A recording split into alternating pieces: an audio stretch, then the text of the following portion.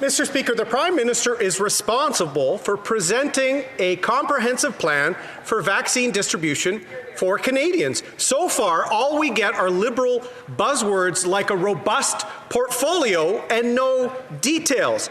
7 months ago, the Prime Minister announced with great fanfare their joint venture on a vaccine with China. Now, the China deal fell apart at the end of the summer, and since then, they've been scrambling to come up with plans for a vaccine. Why did the Prime Minister put the lives of Canadians in the hands of communist China when it came to a COVID vaccine? The opposition shouldn't just make stuff up. The fact is that we secured contracts for vaccines in August. And right now, we are moving forward with the approvals for 4 different vaccines, Pfizer, Moderna, AstraZeneca, and now Johnson & Johnson at Health Canada, so that we can be sure that as soon as those vaccines arrive, we will be able to deliver them to Canadians. We know we need to get through this with vaccines, and that's why this government has worked hard to ensure vaccines are there for Canadians.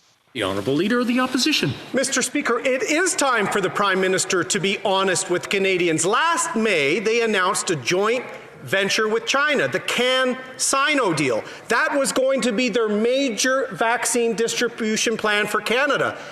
That deal fell apart in August, Mr. Speaker, and then in September, they changed the regulatory structure and started dealing with Moderna and all the other companies. So my question for the Prime Minister, it is time for truth.